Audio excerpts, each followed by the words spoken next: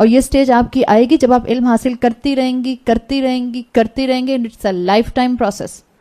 یہ نہیں کہوں گی کہ میں 2 سال کا کورس کر کے بس اب چھٹی, 3 سال کا کورس کر کے اب چھٹی, 18 مہینے کا کورس کر کے اب چھٹی. نہیں, it's a constant lifetime struggle. ماں باپ کو یہ کرنا ہوگا کہ جو ایمان ان کے اندر آ گیا ہے اس کے اوپر سوچیں کہ وہ کس طرح سے اس ایمان کے اوپر آئے اور اس کا ایمان کا ان کو فائدہ کیا ہے. اولاد کے لیے آپ کو کیا کرنا ہوگا کہ اولاد کے جو سوالوں کے جواب ہیں, اگر آپ ان کے سوالوں کے جواب نہیں دے پاتی اور آپ ان کو سیٹسفائی نہیں کر پاتی, and it's a natural phenomena. آپ اتنی لاجیکل بات بھی کریں گی, آپ کے بچے کو آپ کی بات کلک نہیں کرے گی. کوئی دوسرا باہر بیٹھا ہوا 1-2-4 جملے بولے گا, کہے گا ہاں بات کتنی اچھی کی, دیٹ کلکس. تو کوئی بات نہیں, اگر آپ کی بات نہیں سنتے اٹس اوکے, ان کو کلاسز میں بھیجیے. آپ دیکھیں, آپ ان کو سمجھائیں, تمہارے سارے سوالوں کا جواب تمہیں ملے گا. Start listening somebody. اور ہر سوال کا جواب 1 لائنر نہیں ہوتا ہے, یہ بھی حقیقت ہے. بعض اوقات بعض بچے ٹیکسٹ کرتے ہیں مجھے اس کا جواب دے دیں, 1 لائنر. بعض چیزوں کا جواب 1 لائنر نہیں ہوتا ہے. بعض چیزوں کے لیے آپ کو ایک پورا مائنڈ سیٹ بلڈ کرنا پڑتا ہے. اسی لیے قرآن نے یہاں پر عقل سے سوچنے کی بات کی ہے. عقل سے سوچیں. وہ جو سورہ ملک میں لوگ تھے انہوں نے کیا اپنا ایکسکیوز دیا تھا کہ ہم کیوں قرآن سے جو ہے وہ سن کر اس کو ہم نے جھٹلا دیا. لو کننا نسمع او ناقل, انہوں نے اپنی حسرت کا اظہار کیا تھا, اگر ہم سنتے ناقل, عقل سے کام لیتے. فاستمعوا لہ, قرآن میں آتا ہے غور سے سنو. یہی تھا جو جہنمیوں کا دلیل تھی کہ انہوں نے کیوں جھٹلایا. سنا تھا لیکن انہوں نے عقل سے کام نہیں لیا تھا. اگر ہم سنتے غور سے, لو کننا نسمع او ناقل, اور ہم اس کو عقل کی روشنی میں پرکھتے تو آج ہم جہنم میں جانے والے نہیں ہوتے. آپ کی اولادوں کے سوالوں کے جواب اس قرآن میں موجود ہیں, آپ کے سوالوں کے جواب اس قرآن میں موجود ہیں. جڑیے قرآن سے. یہاں پر تو الحمدللہ 2 دن رہ گئے بس. اب آپ نے کہاں جڑنا ہے, رمضان کے بعد جا کے آپ پلان کرنا شروع کر دیجئے. اللہ تعالیٰ نے ایک کمپلیٹ ایکویشن ہمیں دی ہے قرآن کے ذریعے. اگر معاشرہ ڈیوائیڈڈ ہے, ماں باپ ایک طرف وہ کہتے ہیں بس اللہ نے کہہ دیا تو بات ماننی ہے, دوسری طرف اولاد ہے وہ کہتی ہے ہمیں لاجیکل پروف دیں پھر بات مانیں گے. ان دونوں کو مرج کرنے کی ضرورت ہے. ماں باپ لاجیکل ریزننگ کے اوپر آئیں, علم کو بڑھائیں اپنے دین کے, دنیا کے بارے میں دیکھیں کیا ریسرچز ہو رہی ہیں, کہاں سائنس جا رہی ہے, کس مائنڈ سیٹ کے اوپر انسانوں کے کام کیا جا رہا ہے, انسانوں کو کیا مائنڈ سیٹ سٹل انداز میں دیا جا رہا ہے. You should have a grip on it being a educated Muslim woman, being a educated Muslim mother. آپ کو اندازہ ہونا چاہیے آپ کا بچہ کس سٹائل پر سوچتا ہے اور کن سٹائلز کے اوپر گفتگو کرتا ہے اور کن سٹائلز کی ڈسکشنز کو پسند کرتا ہے. اور اولادوں کے سوالوں کے جواب کے لیے پلیز گھسیٹ کے لے کے جائیں, ان کو لے کر جائیں, ان کو کلاسز میں بٹھائیں, ان کو کلاسز میں لے جا کے. چاہے مہینے میں 1 دفعہ سنیں, چاہے ہفتے میں 1 مرتبہ سنیں, چاہے 15 دن میں 1 مرتبہ سنیں. اللہ تعالیٰ نے ایک ایکویشن دی ہے, سنو, سمجھو, مانو. یہ 3 سٹیپس آپ کو زندگی میں اپلائی کرنے پڑیں گے. جس کی زندگی میں یہ سٹیپ کہیں بھی کوئی ایک کم ہوگا اس کو اسلام کی خوبصورتی نظر نہیں آئے گی. جو صرف عقل سے سوچتا رہے گا وہ کبھی مانے گا نہیں. جو سنے گا اور سمجھے گا نہیں وہ مان تو جائے گا, وہ سامنے والے کو منوا نہیں سکے گا. یہ 3 سٹیپ میں سے کوئی سٹیپ بھی ایک مسلمان عورت کے اندر مسنگ نہ ہو. اور اللہ کے کلام کے سامنے آ کر بیٹھیے, اللہ کا کلام آپ کو خود صحیح سوچنے کا طریقہ سکھا دے گا, آپ کو بتا دے گا کہ اللہ کی بندگی کیسے کی جاتی ہے اور اللہ تعالیٰ کا راستہ جو ہے صراط مستقیم کا وہ کیسے اڈاپٹ کیا جاتا ہے. صحیح سنیں, اللہ سے دعا مانگیں, اللہ مجھے وہاں لے کے جاؤ اور وہاں لے کے جائیے جہاں پر حق بتایا جاتا ہے اور حق کو میرے سینے میں اتار دے. اللہ سے مدد مانگیں گے تو اللہ انشاءاللہ ہمیں ضرور سکھائے گا. بعض لوگ کہتے ہیں ہم گھر بیٹھ کے خود ہی کتاب پڑھ لیتے ہیں. قرآن کی تفسیر گھر بیٹھ کے وہ امپیکٹ کبھی نہیں کر سکتی جو سن کر امپیکٹ کرتی ہے. یہ سب جو میں بول رہی ہوں میں آپ کو لکھ کر کتاب میں دے دیتی, آپ گھر بیٹھ کر پڑھتے ہیں, یہ امپیکٹ آتا کبھی بھی؟ کبھی بھی نہیں آتا. قرآن کا مزاج اٹس این آڈیو ایکسپیرینس. قرآن کا مزاج جو ہے وہ سن کر امپیکٹ کرتا ہے. تو سنیے تاکہ قرآن سمجھ آئے. عربی زبان سیکھیے, اگر آپ میں سے کچھ لوگوں کو سمجھ آتی ہے کہ آپ لوگ سیکھ سکتے ہیں. عربی زبان نہیں سیکھ سکتے ہیں تو قرآن کی تفسیر کی کلاس جوائن کریں. ویسے میں آپ کو اتنا بتا دوں, بڑے بڑے اسکالرس اس اسلامک ٹریڈیشن کے اندر گزرے ہیں جن کی مدر ٹنگ عربک نہیں تھی, جو عربز نہیں تھے, لیکن ان کے نام اتنے بڑے. امام بخاری عرب تو نہیں تھے, امام بخاری عرب تو نہیں تھے, عرب نہیں تھے, پھر بھی ان کا نام کتنے مسلمان جانتے ہیں؟ آلموسٹ ہر مسلمان. آلموسٹ ہر مسلمان ان کا نام جانتا ہے. امام مسلم وہ بھی عرب نہیں تھے. امام نہیں تھے. مفسر قرآن محمود زمخشری جن کا اکثر میں آپ کو حوالہ دیتی رہی ہوں اس پوری سورت یاسین کی تفسیر میں، اس لیے کہ ان کی تفسیر جو ہے وہ گرامیٹیکل انالیسس کے ساتھ ہے. Mahmud al-Zamakhshari he was not an Arab, مگر عربی زبان پر اتنی کمانڈ انہوں نے حاصل کی کہ عربی زبان نہ صرف سیکھی، نہ صرف عربی زبان بولنے لگ گئے، نہ صرف عربی زبان میں کنورسیشن کی، بلکہ پوری تفسیر قرآن کی عربی زبان میں لکھ دی. میں نے آپ کو نام بتایا تھا حمید الدین فراہی کا، شاید مولانا حمید الدین فراہی. یہ تو کوئی بہت پرانے کلاسیکل اسکالر بھی نہیں ہیں. انہوں نے یہ تو سب کانٹیننٹ کے تھے، انڈیا کے رہنے والے تھے. حمید الدین فراہی انڈیا میں تھے، اردو بولتے تھے. اس کے بعد انہوں نے عربی زبان سیکھی. عربی زبان ایسی سیکھی کہ اس کے بعد انہوں نے کچھ صورتوں کی تفسیر عربی زبان میں کی. اس کے بعد انہوں نے ہیبرو لینگویج سیکھی اور 8 سال لگائے ہیبرو لینگویج سیکھنے میں. اور ہیبرو لینگویج سیکھنے کے بعد انہوں نے جوئش ٹریڈیشنز کو، جوئش ہسٹری کو پڑھا، اس لیے کہ وہ سارا ہسٹری ہیبرو لینگویج میں تھی، عبرانی زبان میں. اور اس کو پڑھنے کے بعد انہوں نے اپنی کتاب دلیل کے طور پر عربی زبان میں لکھ کر مسلمانوں کے لیے پریزنٹ کر دی، جس میں انہوں نے دلیل دی تھی کہ بہت سے سیکٹ ہیں جوئش کمیونٹی میں جو یہ سمجھتے ہیں کہ اصل میں جو ذبیح تھے ابراہیم علیہ السلام کے بیٹے وہ اسماعیل علیہ السلام نہیں تھے، وہ حضرت اسحاق تھے، اس لیے کہ وہ اپنے آپ کو اس جگہ پر لانا چاہتے ہیں. اور پوری حمید الدین فراہی نے دلائل کے ساتھ، قرآن کے دلائل، احادیث کے دلائل اور خود ان کے اپنے ہیبرو ٹریڈیشن کے دلائل کو دے کر اس بات کو پروف کیا ہے اپنی کتاب کے اندر کہ اصل میں جو ذبیح تھے وہ اسماعیل علیہ السلام تھے، ابراہیم علیہ السلام نہیں تھے. سو دس از این انسینٹو. آپ اور میں بھی قرآن کو سیکھ سکتے ہیں، آپ اور میں بھی قرآن سمجھ سکتے ہیں، اور اتنا تو سیکھ ہی سکتے ہیں کہ آپ اور میں اپنے عمل میں اس کو بہتری لانے کے لیے کر لیں. اللہ کے رسول صلی اللہ علیہ وسلم نے اور قرآن نے یہ بات مینشن کی ہے کہ آنے والے وقتوں میں بھی ایسے لوگ ہوں گے جو کہ علم کے میدان اور عمل کے میدان میں بڑی قربانیاں دیں گے. سورہ جمعہ میں آتا ہے نا، وَآخَرِينَ مِنْهُمْ لَمَّا يَلْحَقُوا. صحابہ سے آپ نے کہا تھا جب قرآن کی یہ آیت آئی تھی کہ ابھی تمہارے بعد آنے والوں میں بھی ایسے ہوں گے جو کہ تمہاری طرح کی محنتیں کریں گے، ابھی وہ تم سے ملے نہیں ہیں. اللہ سے دعا کریں کہ اللہ ہمیں ان قلیل لوگوں میں شامل فرما لے. قرآن کا تعلق یاد رکھیں اسلام کے ساتھ ہے، نسل کے ساتھ اٹیچ نہیں ہے. یہ عربس کی پراپرٹی نہیں ہے، یہ پاکستانیوں کی پراپرٹی نہیں ہے، یہ کسی امریکن کی پراپرٹی نہیں ہے. اللہ نے یہ انسانوں کی ہدایت کا ذریعہ بنایا ہے.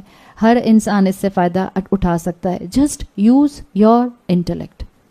قد تبین الرشد من الغی. یہ وہ کتاب ہے جو ہر طرح کی ڈیویشن سے آپ کو نکال کر آپ کو کلیئر کٹ نور اور لائٹ کے اوپر لے آئے گی. اللہ نے کانسیپٹ بس یہی دیا ہے کہ ان چیزوں کو سنو اور سمجھو. قرآن کی آیات کو آپ دیکھیں، جو سمجھے گا، عقل کو استعمال کرے گا، وہی اپنے سامنے کی صد کو ہٹا سکے گا. اپنے حال اور مستقبل کو، اپنے سامنے جو دنیا میں آیات موجود ہیں اس کے اندر سے نشانی تلاش کر سکے گا. کیسے اس کو پتہ چلے گا کہ میرا بستر بھی مجھے آخرت کی یاد دلاتا ہے؟ کیسے اس کو پتہ چلے گا کہ میرا پھل بھی مجھے آخرت کی یاد دلاتا ہے؟ میرا کپڑا مجھے آخرت کی یاد دلاتا ہے؟ میرا اسپاؤس مجھے آخرت کی یاد دلاتا ہے؟ میری اولاد مجھے آخرت کی یاد دلاتی ہے؟ میرا ہر روز صبح دوبارہ اٹھ جانا اور سانس لینا اور پورے ہوش و حواس کے ساتھ اٹھ کر کھڑا ہو جانا مجھے آخرت کی یاد دلاتا ہے. ایک وقت ہوگا جس وقت میں دنیا میں پھر دوبارہ نہیں اٹھ سکوں گی. ایک وقت ہوگا جب مجھے قبر سے دوبارہ اٹھا دیا جائے گا. میں مرقدنا، کس نے اٹھا دیا ہمیں ہماری آرام گاہوں سے؟ ہر چیز آپ کے لیے آیت بن جائے گی اگر آپ اپنی عقل کا استعمال کریں گی تو سامنے کی صد ہٹے گی. اگر آپ عقل استعمال کریں گی تو ماضی کے تمام عبرت آمیز واقعات سے سیکھیں گی. اگر آپ عقل استعمال کریں گی تو آپ کو قرآن کی آیات کی بہترین حکمت اور گہرائی سمجھ آئے گی. This all has a connection with your عقل، ود یور انٹلیکٹ. اور اللہ نے آپ کو اور مجھے عاقل بنایا ہے. اور شیطان انہی تینوں کے اوپر پہرے لگا دیتا ہے. ماضی سے نہیں سیکھنے دیتا، آیات کو، آپ کے اور میرے سامنے موجود نعمتوں کو معمولی بنا کر دکھاتا ہے. جب انسان آج کل کیا ہے، ہر انسان کو اپنی وہ نعمت نظر نہیں آتی جو اس کے پاس ہے، وہ نظر آتی ہے جو اس کے پاس نہیں ہے. یہ کیسے ہے انسان کے ساتھ معاملہ؟ شیطان کی بندگی کی وجہ سے. شیطان نے اس کو اندھا کر دیا اور اس کو اپنے سامنے موجود اپنی نعمتیں نظر نہیں آتی. تو شیطان سے اگر لڑنا چاہتے ہیں، اگر شیطان کی بندگی چھوڑنا چاہتے ہیں، اگر صراط مستقیم پر اللہ کی عبادت پر جڑنا چاہتے ہیں تو اپنی عقل کو اپنی اللہ کی دی ہوئی وحی کے تابع کر لیجئے. آپ انشاءاللہ کبھی بھی اپنی ٹیمپٹیشنز اپنے اینیمل انسٹنکٹس کی بہاؤ میں اور اس کے پریشر میں نہیں آئیں گے. آگے آیت نمبر 63 میں آیا, اسی مجرم کو کہا جا رہا ہے ہذہ جہنم التی کنتم توعدون, یہ وہ جہنم ہے جس کا تم سے وعدہ کیا جا رہا ہے.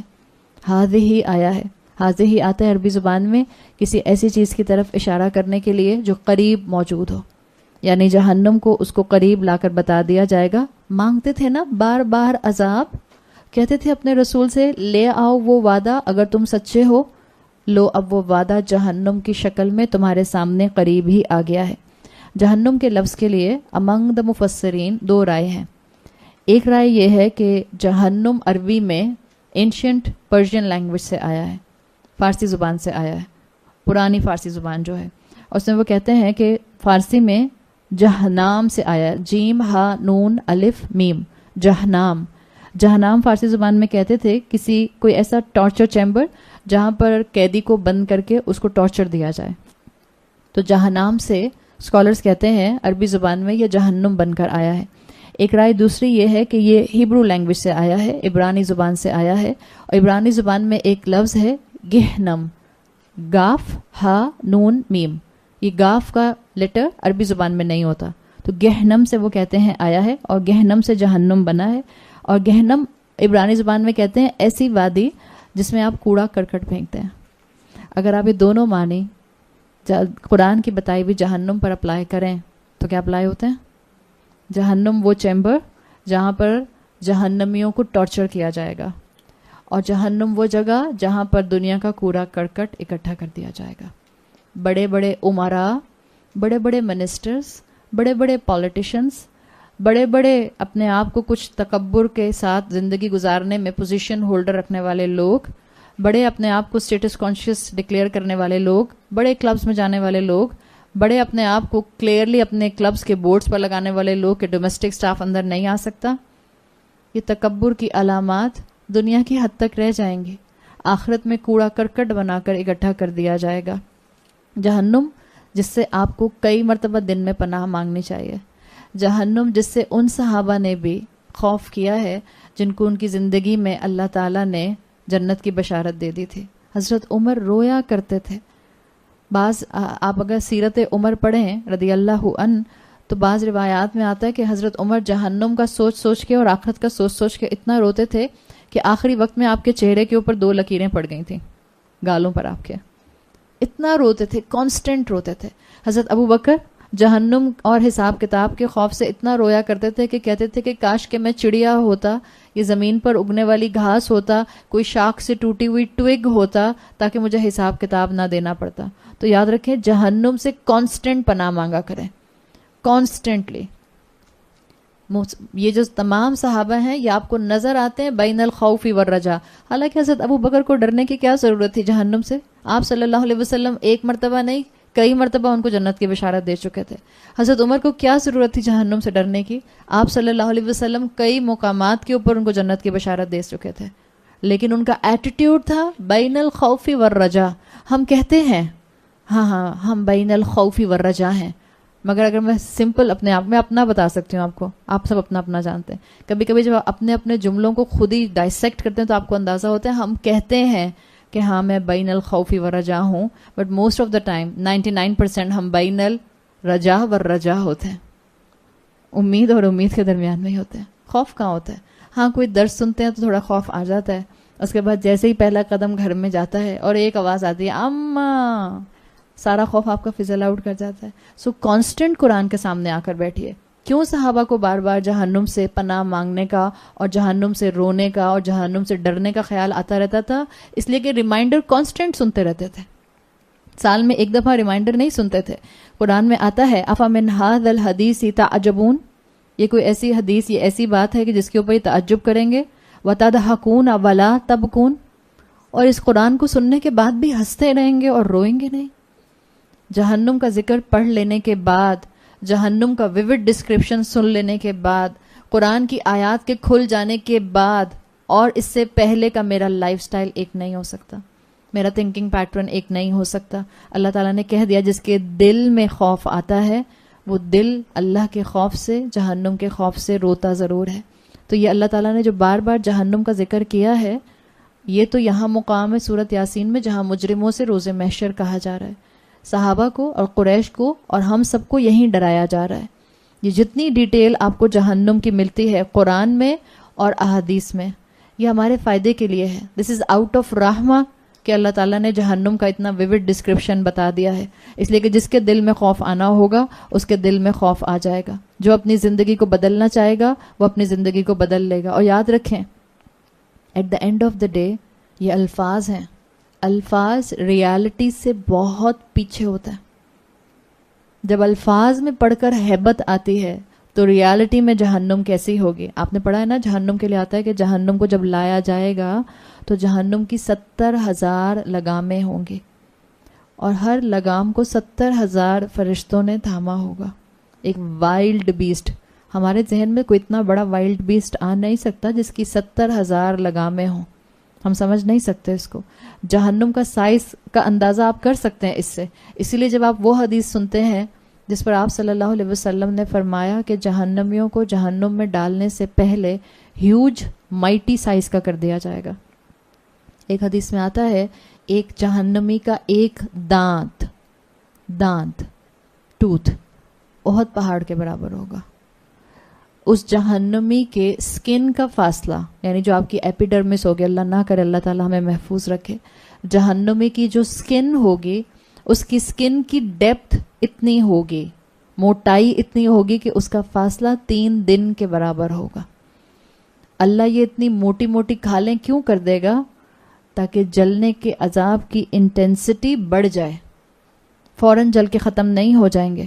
اور اس میں بھی اللہ نے کہا ہے کلما نضجت جلودہم بدلناہم جلودا، جب ایک کھال جل جائے گی ہم دوسری کھال دے دیں گے. جہنم کا ڈسکرپشن پچ ڈارک، اندھیرا. اور جہنم کے لیے احادیث میں مفہوم آتا ہے کہ جہنمی گرمی، پسینے اور جلی ہوئی سکن کی وجہ سے ایک دوسرے پر چپک رہے ہوں گے اور اس میں جگہ نہیں ہوگی اور اس میں ٹھونس دیے جائیں گے. آپ سوچیں گرمی ہو، ابھی بھی ہم اے سی والے کمرے سے باہر نکلتے ہیں تو ہمیں اندازہ ہوتا ہے گرمی کا. انسان کو ایسے اے سی والے کمرے سے باہر نکل کے لگتا ہے جیسے آپ اوون کے اندر آ گئے، اور لٹرلی ایسا ہی لگ رہا ہے. عادت نہیں ہے نا ایسی گرمی کی، ایسے لگ رہا ہے جیسے کسی نے تھرموسٹیٹ تیز کیا ہوا ہے کراچی کا. اللہ سوری، ہاں بالکل. اب آپ دیکھیں یہ گرمی، اور اس گرمی میں سکن جلی ہوئی، اور جلی ہوئی سکن کے اوپر ذرا کپڑا بھی ٹچ کرتا ہے نا تو لگتا ہے چپک جائے گا، اور لٹرلی چپک جاتا ہے. آپ سوچیں جہنم میں ایک دوسرے سے چپکے ہوں گے اور پچ ڈارک ہوگا. جہنم کی آگ کو اتنے ہزاروں سال دہکایا گیا ہے کہ روشن نہیں ہے، پچ ڈارک ہے، بالکل اندھیرا ہے. اور جہنم کی سزا یہ کہ جہنمی جہنم سے کبھی نکل نہیں سکیں گے. دنیا میں کوئی تکلیف آتی ہے، کوئی سرجری ہوتی ہے، کوئی سٹچ لگتا ہے، کوئی جل جاتا ہے تو انسان اس امید کے ساتھ اپنا خیال رکھتا ہے کہ چلو 1 ہفتہ، 1 مہینہ، 2 مہینے میں ٹھیک ہو جاؤں گا. جہنمی خالدین فیہا ابداً، ہمیشہ اس میں رہیں گے، انفینٹی. ہاں کلمہ گو مسلمان اپنے وقت کی سزا پوری کرنے کے بعد اس میں سے اپنی جلی ہوئی کھالوں کے ساتھ نکال لیے جائیں گے. جلی ہوئی کھال کیسی ہوتی ہے؟ انہی جلی ہوئی کھالوں کے ساتھ جنت میں انٹر کیا جائے گا، بعد میں ان کا فیشل ٹریٹمنٹ کیا جائے گا. کہنا آسان ہے، ہاں اپنے حصے کی سزا کاٹ لیں گے، بعد میں تو جنت میں ہی جانا ہے. مذاق بنا لیا ہم نے جنت کو. جنت کا ایک سزا بھی سہ لے انسان تو انسان ثابت سلامت نہیں رہ سکتا. اللہ تعالیٰ نے موقع دیا ہے اسی دنیا میں ان آیات سے سیکھنے کا. آگے آیت نمبر 64 میں فرمایا اصلوها اليوم بما کنتم تکفرون. آپ سختی دیکھیں ٹون کی، لہجے کی، الفاظ کی. اب گرو اس میں، اب جلو اس میں. اصلوها، جلو اس میں. جیسے آپ نے کہتی گو اوے، میری نظروں کے سامنے سے ہٹ جاؤ. اصلوها، جلو اس میں. الیوم، آج کے دن. کیوں؟ بیما کنتم تکفرون. وہی کانا کی فیملی سے کنتم تکفرون آ گیا، اس لیے کہ تم کانسٹنٹلی انکار کرتے رہتے تھے، اس لیے کہ تم کانسٹنٹلی ناشکرے تھے. اللہ کا کلام سنتے تھے اور تکذیب کرتے تھے. اللہ کا کلام سنتے تھے اور اس کو اپنی عقل سے سوچ کے اپنے عمل کا حصہ نہیں بناتے تھے. اس انکار کی وجہ سے آج تم اس میں گرو گے اور تم جلو گے. کفر کے دونوں معنی آتے ہیں. ایک ہے اللہ کا انکار, ایک ہے اللہ کی نعمتوں کی اور اللہ کی ناشکری. مسلمان ہوتے ہوئے اپنے آپ کو اسلام کے لیے شکر گزار نہ بنانا, یہ انسان کو اس کیٹیگری میں لے کر آ جائے گا. وہ مسلمان جن کے ریلیجن کے خانے میں اسلام تھا اور انہوں نے اپنے آپ کو مسلمان گھرانوں میں دیکھا, لیکن انہوں نے اسلام کو اپنے لیے پسند نہیں کیا, اسلام سے مختلف راستہ گزارا, ان سب کو کہا جائے گا اصلحوا الیوم بما کنتم تکفرون. اب دیکھیں, جب آپ یہ آیتیں پڑھتے ہیں آپ کے دل میں رحم ترس اپنے لیے تو آتا ہی آتا ہے, آس پاس کے لوگوں کے لیے نہیں آتا. اس وقت میجورٹی انسان بھٹک رہے ہیں. آپ ہی میں سے لوگ ہوں گے جو انشاءاللہ آگے بڑھیں گے. آپ کو اس پیغام کو آگے پہنچانا ہے اپنی اپنی کیپیسٹی میں. کوئی ضروری تھوڑی ہے کہ ایک درس کا ماحول بنا کر بات کی جائے. ڈرائنگ روم میں بھی تو بات ہو سکتی ہے, لاؤنج میں بھی تو بات ہو سکتی ہے, گارڈن میں بیٹھ کے بھی تو بات ہو سکتی ہے. یہ ہمارا جتنا بھی میڈیا کا پورا سلاٹ ہے, ینگ عورتیں ہیں, ینگ مرد ہیں, لڑکیاں ہیں, لڑکے ہیں.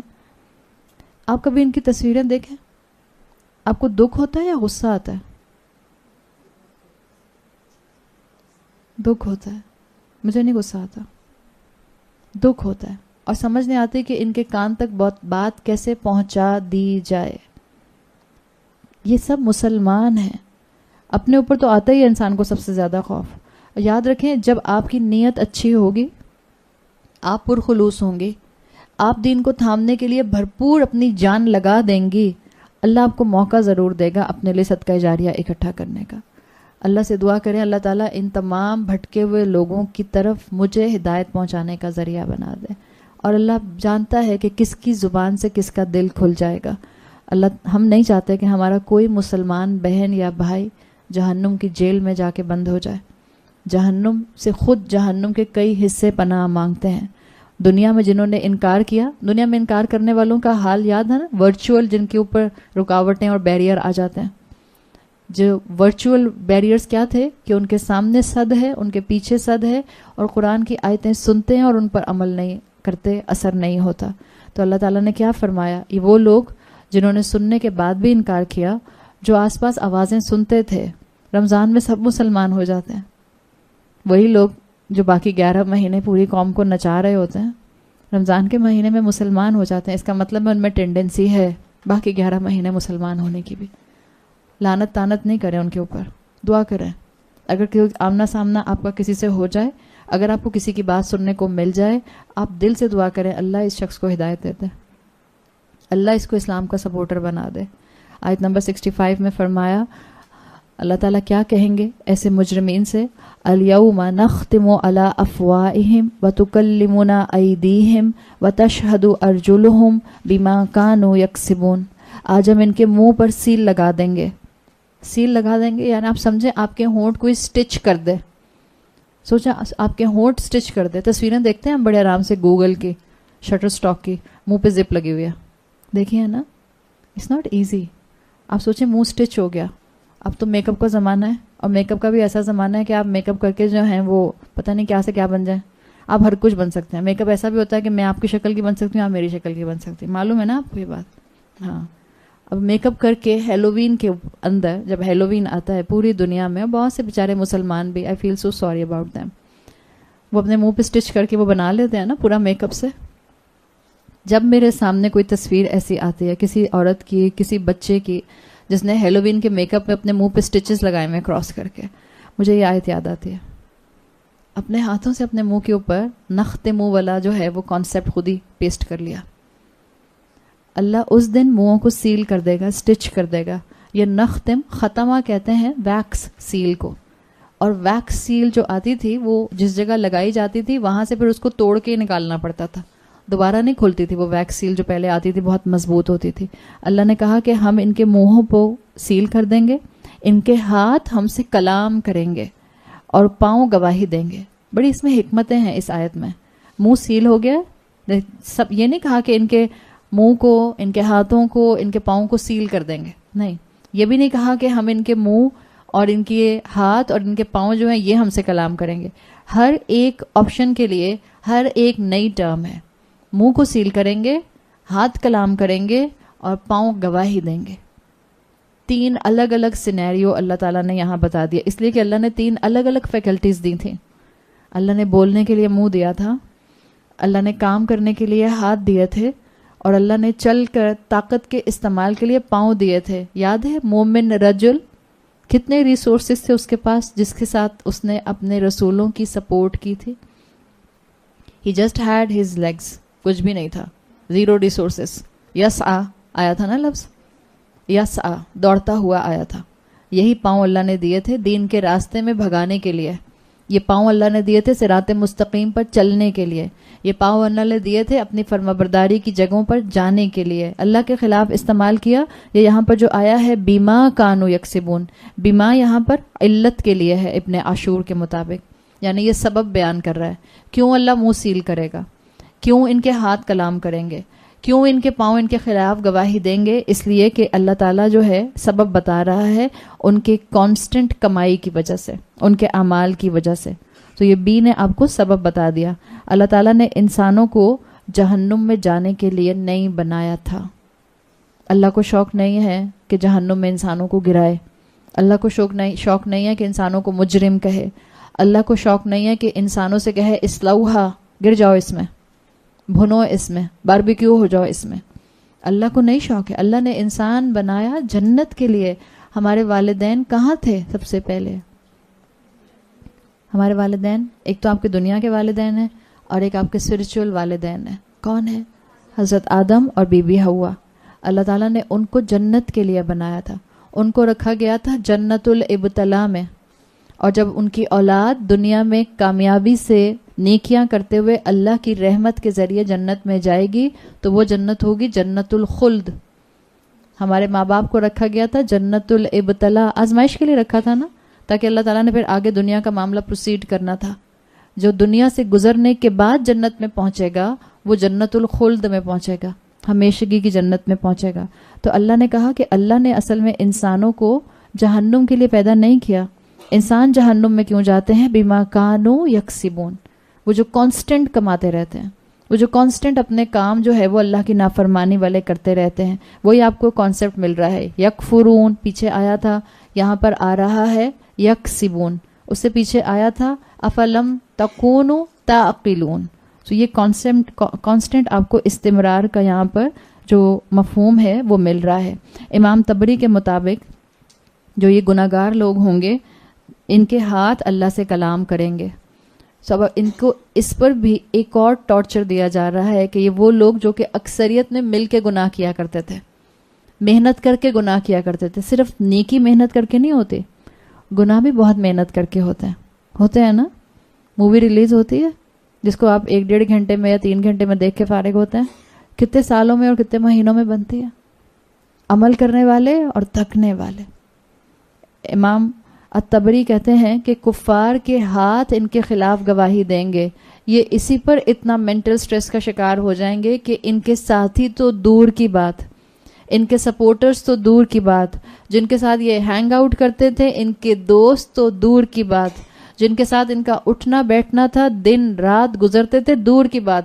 وہ کیا ان کو سپورٹ کریں گے؟ ان کے تو اپنے ہاتھ ان کے خلاف گواہی دینے لگ جائیں گے. ان کے اپنے ہاتھ اللہ کے اسپائز تھے, ان کو معلوم ہی نہیں تھا. اس لیے کہ قیامت کے دن یہ ہاتھ اللہ سے کہیں گے, کیسے بولیں گے؟ یہ ہاتھ بولیں گے کہ اللہ تعالیٰ میں ان ہاتھوں سے, میں اپنے سے گناہ نہیں کرنا چاہتا تھا. احادیث بتاتے ہیں اس شخص نے گناہ کروایا مجھ سے. اس لیے کہ ہاتھ بھی تو اللہ کی مخلوق ہی ہے نا. وہ ڈریں گے کہ اس جہنم کو قریب دیکھ کے, جس جہنم کو قریب لایا گیا ہے, ہذہ جہنم, جب وہ جہنم کو دیکھیں گے تو احادیث بتاتی ہیں کہ خوف سے ہاتھ بولنا شروع کر دیں گے کہ ہمیں اس میں پھینک دیا جائے گا جلنے کے لیے. تو وہ اسی انسان کے خلاف وٹنس بن جائیں گے. حدیث میں آتا ہے, جو حدیث امام احمد میں آتی ہے, صحیح حدیث ہے, جس کا مفہوم ہے آپ کو ایک کانٹرڈکشن ملتا ہے, ایک کمپیریزن ملتا ہے کہ کس طرح سے نیک لوگوں کے گناہوں کو چھپایا جائے گا اور گناہ گار لوگوں کے گناہوں کو ایکسپوز کر دیا جائے گا. دنیا میں گناہوں کی ایگزیبیشن کرتے تھے, کیٹ واکس کرتے تھے, میگزینس پر آتے تھے, کلبز میں جاتے تھے, شادیوں کے اندر اپنی جوان بیٹے اور بیٹیوں کو نچواتے تھے. بہت شوق تھا گناہوں کے ایگزیبیشن کا. تو قیامت کے دن بھی تمہارے گناہ ایگزیبٹ کیے جائیں گے. اور وہ مومنین صادقین جو ٹوٹی پھوٹی کوشش کر کے نیکی کے راستے پر چلنے کی کوشش کرتے تھے, پھر گرتے تھے, پھر کھڑے ہوتے تھے, پھر گرتے تھے, پھر کھڑے ہوتے تھے, پھر سلپ کرتے تھے, پھر توبہ کرتے تھے, اللہ قیامت کے دن ان کے گناہوں کو ڈھانپ لے گا, کسی کو پتہ نہیں چلے گا. حدیث کا مفہوم آتا ہے مومنین کو اللہ ان کی قربانیوں کی وجہ سے بخش دے گا, اس لیے کہ وہ صراط مستقیم پر چلنے کی کوشش تو کرتے تھے, اور ان کے گناہوں کو معاف کر دے گا. مغفرت آتا ہے نا, غفرہ آتا ہے کسی چیز کو کور کر لینا, ڈھانپ لینا. اللہ ان کے گناہوں کو ڈھانپ لے گا. اور کیسے ڈھانپے گا؟ اللہ چھپا لے گا. یعنی غفرہ کے اندر مفہوم آتا ہے مثال کے طور پہ میں اس لیپ ٹاپ کے اوپر اپنا دوپٹہ ڈال دوں تو آپ کو یہ تو پتہ چلے گا باہر سے آنے والے کو کہ اس کے نیچے کوئی چیز ہے, مگر کیا چیز ہے یہ نہیں پتہ چلے گا. تو غفرہ کے اندر مفہوم آتا ہے گناہوں کو کنسیل کر لینا اس طرح سے کہ پتہ ہی نہ چلے کہ اس چھپی ہوئی چیز کے نیچے کیا ہے. اس کے مقابلے میں کفر السیئات جب آتا ہے, برائیوں کو دبا دینا, اس کا مطلب ہوتا ہے اللہ تعالیٰ بالکل برائیوں کو, گناہوں کو دفن کر دے گا, غائب کر دے گا, پتہ ہی نہیں چلیں گی. تو حدیث میں آتا ہے کہ اللہ نیک لوگوں کے گناہوں کو ڈھانپ لے گا اور کوئی مخلوق ان کے بارے میں نہ جان سکے گی. ہاں ان کی جو نیکیاں ہوں گی وہ نیک بندہ چاہے گا کہ سب اس کی نیکیاں دیکھیں. قرآن میں آتا ہے نا کہ وہ اپنا اعمال نامہ اپنے ہاتھ میں لے کر خوش ہوتا وہ اپنے گھر والوں کی طرف دوڑے گا. جس نے دنیا میں اپنی نیکیوں کو ایگزیبیشن سے بچایا, جس نے اللہ کی خاطر نیکی کی, جس نے اپنے آپ کو اپنی ٹیمپٹیشنز کو روک کے رکھا صراط مستقیم پر چلنے کے لیے, اب اس کے پاس اصل وقت ہے, کرو ایگزیبیشن. بہت شوق تھا دکھانے کا, وہ وقت ہے دکھانے کا. دنیا میں انسان اپنے گناہوں کو چھپائے, اپنے گناہوں کو فیس بک پر براڈ کاسٹ نہ کرے, واٹس ایپ پر براڈ کاسٹ نہ کرے, جا کر سب کے سامنے براڈ کاسٹ نہ کرے. جو گناہ آپ کا میں اور آپ, میں یا دوسرے لوگ نہیں جانتے, کیوں فیس بک پر ڈال ڈال کے ہم سب کو بتاتے ہیں؟ آپ کے اپنے ہاتھ آپ کے خلاف تو گواہی دیں گے ہی دیں گے. ہو سکتا ہے ہم انسان بھی آپ کے خلاف گواہی دیں. اگر کوئی غلطی آپ سے ہو رہی ہے اس کو فیس بک پر مت ڈالیے. آپ اپنی غلطی کو ملٹیپلائی کر رہی ہیں اس لیے کہ جو اس کو دیکھے گا. آپ نے اپنی ہنستی مسکراتی خوبصورت تصویر فیس بک پر ڈال دی عید کے دن, جب میک اپ نہیں لگا منہ پہ تب تو نہیں لے کر ڈالیں گے. عید کے دن کی تصویر لے کر ڈال دی اور مسکرا بھی رہی ہیں, اور 10 اور عورتوں کا بھی دل کیا آپ کی تصویر دیکھ کے میں بھی ڈالتی ہوں. کیا آثار چھوڑے آپ نے پیچھے؟ بہت برے آثار چھوڑے. عورتوں کو تو اپنی زینت چھپانے کو کہا گیا ہے, آپ کو زینت کو منع تھوڑی کیا ہے. عورتوں کے سامنے زینت کیجیے, شوہر کے سامنے زینت کیجیے, اس کے سامنے تو بیچارے جو منہ جھاڑ سر پھاڑ چلے جاتے ہیں. ابھی میں باہر نہیں جا رہی نا اس لیے میں نے کوئی میک اپ نہیں لگانا. اپنے لیے آثار غلط مت اکٹھے کریں. یہ سارے لوگ قیامت کے دن گواہی دیں گے. وہ عورت جس نے پہلی تصویر ڈالی ہوگی اور اس کو دیکھ کر 20 نے اور نے ڈالی ہوگی, قیامت کے دن وہ کہے گی اللہ پہلے اس کو سزا دے, اس کی دیکھ کے میں نے ڈالی تھی. پہلی آنے والے قرآن میں آتا ہے نا, جب جہنم میں ایک کے بعد دوسری گروہ کو قوم کو ڈالا جائے گا, ہر پچھلی قوم اگلی کو اور اگلی قوم پچھلی کو قرض کرے گی, کہے گی اللہ ان کو سزا دے, میں نے ان کے کہنے پہ یہ کام کیا تھا. مت اپنے پیچھے گناہوں کے انبار چھوڑ کر جائیں. اللہ سے دعا کریں, اللہ سے مغفرت اور معافی مانگیں کہ اللہ ہمیں پیچھے اپنے نیکیاں چھوڑ کر جانے والا بنائے. اسی حدیث کے مفہوم میں آتا ہے کہ نیک لوگ اپنی نیکیاں ایگزیبٹ کرنا چاہیں گے, اور کافر اور منافقین کو جب کہا جائے گا کہ اپنے اعمال کو پریزنٹ کرو اور ان کے اعمال فرشتے پریزنٹ کریں گے, تو کافر اور منافقین اللہ کے سامنے کھڑے ہو کر ڈینائی کریں گے, کہیں گے ہم نے یہ کام نہیں کیے. اور آرگیومنٹ ہوگا, فرشتہ کہے گا ہم نے لکھا اس لیے کہ ہم نے اس کو کرتے ہوئے دیکھا. اور منافقین کانسٹنٹ آرگیومنٹ کریں گے. اس موقع کے اوپر اللہ تعالیٰ ان کے منہوں کو سیل کر دے گا, اللہ ان کے منہ سٹچ کر دے گا, اور پھر وہ نہیں بول سکیں گے. اور پھر اللہ ان کے ہاتھوں کو قوت گویائی دے گا, اور ان کے ہاتھ گواہی دیں گے کہ اللہ اس سے میں نے تھپڑ مارا تھا مثال کے طور پہ, اس سے میں نے قتل کیا تھا, ٹریگر دبایا تھا مثال کے طور پہ, اس سے میں نے چوری کی تھی, اس سے میں نے کوئی غلط ٹیکسٹ میسج ٹائپ کیا تھا, اس سے میں نے کوئی اپنی پکچر آگے جو تھی وہ پوسٹ کی تھی یا شیئر کی تھی جو کہ نامناسب تھی, مجھے نہیں کرنی چاہیے تھی, اسلام مجھے منع کرتا ہے. پھر ہاتھ گواہی دیں گے، اور پھر انسان بولے گا، قرآن میں آتا ہے لما شاہدتم علینا، ارے تم نے ہمارے خلاف گواہی دے دی. یہ سوچے گا، وہ بولے گا نہیں، زبان تو بند ہے اس کی. اور اس کے بعد انسان جب اپنے ہاتھوں کو بولتا ہوا دیکھے گا تو شاکڈ رہ جائے گا، اور پھر ہاتھ بولیں گے. قرآن میں آتا ہے انطقنا اللہ الذی انطق کل شیء، ہم بالکل ایسے ہی قوت گویائی حاصل کر رہے ہیں جیسے اللہ نے ہر چیز کو بولنے کی طاقت دی ہے.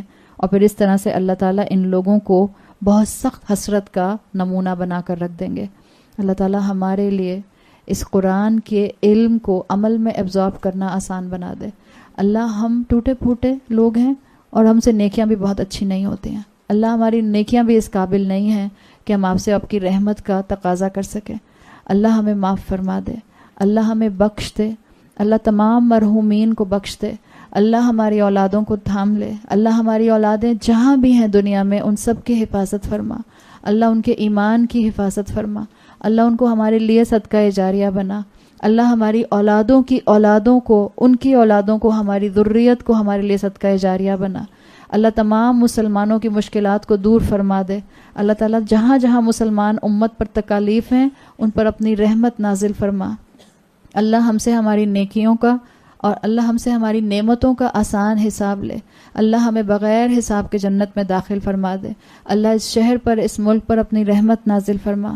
اللہ ہم گناہ گاروں کو بخش دے، ہم پر بارش اپنی رحمت کی، اور ہم پر اپنی، جس کو بینیفیشل رین کہتے ہیں، سیبن نافعن، اللہ ہمیں بینیفیشل رین عطا فرما. اللہ ہمیں رحمت کی بارش عطا فرما. اللہ اس ملک کو قحط سے اور اس ملک کو گناہوں سے بچا لے.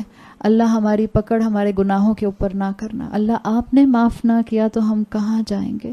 اللہ ہمیں بخش دے.